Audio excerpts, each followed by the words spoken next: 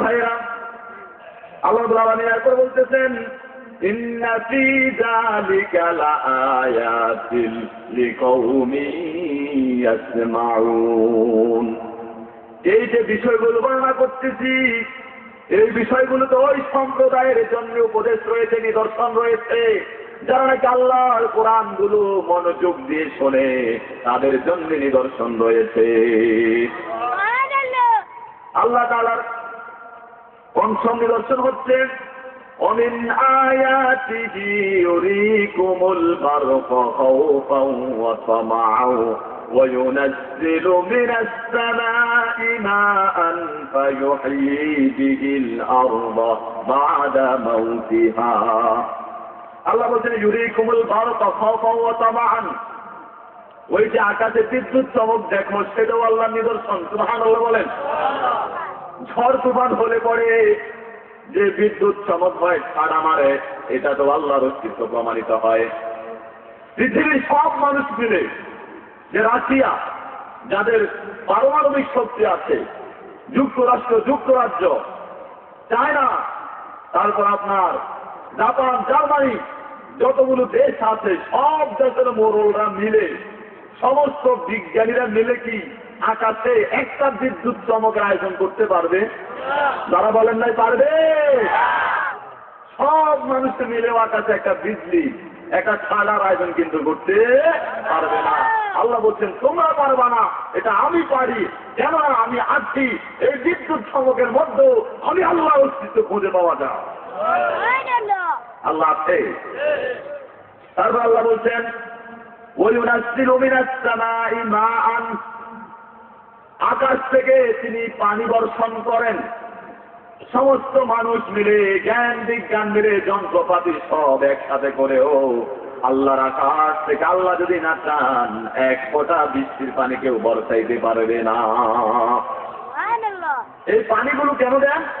ফায়ুহয়ী বিহিল আরদা বা'দা মাউতিহা। চৈত্র মাসে, পৌষ মাস, মাঘ মাস, ফাল্গুন চৈত্রে আপনার জমিন একদম তৌকির হয়ে যায়, জমিনের তরুলতা যেগুলো আছে সব শেষ হয়ে যায়। আল্লাহ রাব্বুল আলামিন যখন আকাশ থেকে পানি বর্ষণ করেন, সেই পানি যখন আসে, তরুলতা যখন শক্তি সঞ্চারিত হয়, আবার পানি থেকে উদ্ভিদ রাজি, বৃক্ষ রাজি আবার সৃষ্টি হয়। সুবহানাল্লাহ। এগুলো সব প্রাকৃতিক, এগুলো সব আল্লাহর কুদরত।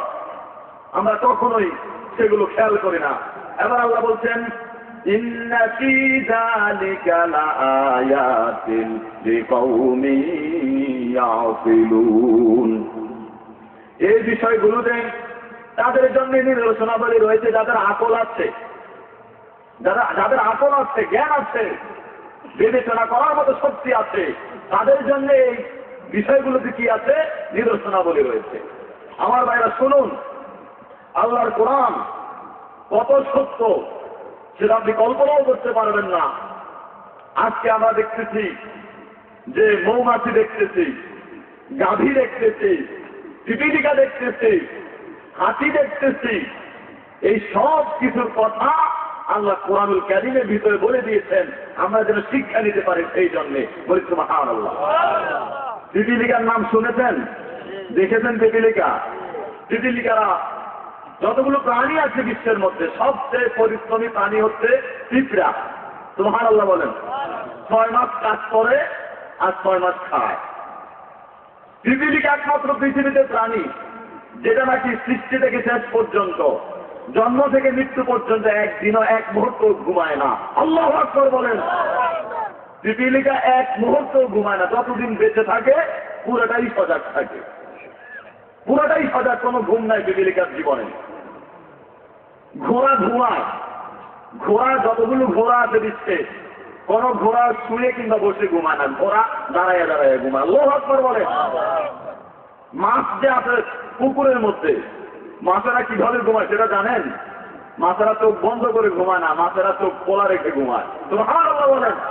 অথচ ঘুম, কেউ ঘুমায়, কোন জীব দাঁড়িয়ে ঘুমাবে, আর আমরা তো চক্ষু বন্ধ না করলে ঘুমে হবে না। কিন্তু আল্লাহ দেখিয়েছেন যে চোখ না বন্ধ করেও ঘুমায় এমন প্রাণীও আছে। আল্লাহু আকবার বলেন।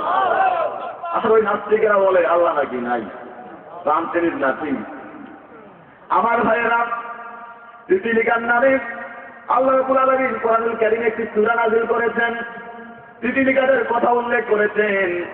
আল্লাহ রাব্বুল আলামিন সূরা আন-নামলের ভিতরে বলতেছেন, وَحُشِرَ لِسُلَيْمَانَ جُنُودُهُ مِنَ الْجِنِّ وَالْإِنسِ وَالطَّيْرِ فَهُمْ يُوزَعُونَ। আল্লাহ বলছেন, সুলাইমানের সামনে, বাদশা সুলাইমান, নবী সুলাইমানের সামনে জিন এবং ইনসান এবং পাখিদের একটি সমাবেশ ঘটনা হলো, সমাবেশ একত্রিত করা হলো। জিন, ইনসান, অত্যায়ী এবং পাখি, এই তিন জাতিকে সুলাইমানের সামনে কি করা হয়েছে? উপস্থিত করা হয়েছে, একত্রিত করা হয়েছে। ফাহুম ইউজাউন। এরপরে এদেরকে বিভিন্ন গ্রুপে ভাগ করে দেওয়া হয়েছে। জিন, ইনসান, পাখি, তিন গ্রুপ চলল একটা পথ দিয়ে। যেতে যেতে তারা একটি পাহাড়ের কাছে চলে গেল। আল্লাহ রাব্বুল আলামিন সেই কথা কোরআনে কত সুন্দর করে বলছেন। আল্লাহ বলছেন, হাত্তা ইযা আতাউ আলা ওয়াদিন নামলি ক্বালাত নামলাতু ইয়া আইয়ুহান নামলু দুখুলু মাসাকিনাকুম। সুলাইমানের বাহিনী যখন একটি উপত্যকার কাছে চলে গেল, তিতিলিকাদের যে সর্দার রয়েছে, তিতিলিকাদেরও সর্দার আছে, ঠিক কিনা বলেন? তিতিলিকাদের সর্দার দ্বারা বলল, ইয়া আইয়ুহান নাম, ও তিতিলিকারা শোনো, উদখুলু মাসাকিনাকুম, তোমরা তাড়াতাড়ি তোমাদের গর্তে ঢুকে পড়ো। কেন ঢুকবা? লা ইয়াহতিমান্নাকুম সুলাইমান ওয়া জুনুদুহু ওয়া হুম লা ইয়াশউরুন। যে সুলাইমান তার বাহিনীদেরকে নিয়ে, তার সৈন্যদের নিয়ে সুলাইমান এই পথ দিয়ে আসতেছে, তোমরা যদি গর্তের বাইরে থাকো, সুলাইমান আলাইহিস সালামের সৈন্যবাহিনীর পায়ে পড়ে তোমরা পিষ্ট হয়ে যাবা, তোমরা মারা যাবা, সুতরাং তোমরা গর্তে ঢুকে পড়ো। সুবহানাল্লাহ বলেন। আল্লাহ নবী সুলাইমান তিতিলিকাদের ভাষা বুঝতে পারলেন, আর তিনি তাদের ভাষা বুঝাবার বললেন। فتبسم ضاحكا من قولها وقال رب أوزعني أن أشكر نعمتك التي أنعمت علي। সুলাইমান এবার তিতিলিকার কথা শুনে তাবাসসুম হাসি দিলেন, মুস্কি হাসি দিলেন।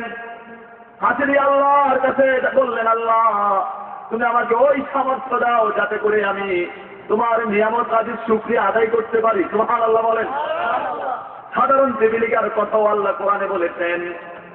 আজকে আমরা গাভী দেখতে পাচ্ছি, আপনার পাশে গৃহপালিত অন্যতম একটি পশু হচ্ছে গাভী, বাকরা। এই গাভীর কথা কোরআনে আছে না নাই? আল্লাহ রাব্বুল আলামিন সূরাতুন নাহলের ভিতরে গাভীর কথা এইভাবে বলেছেন।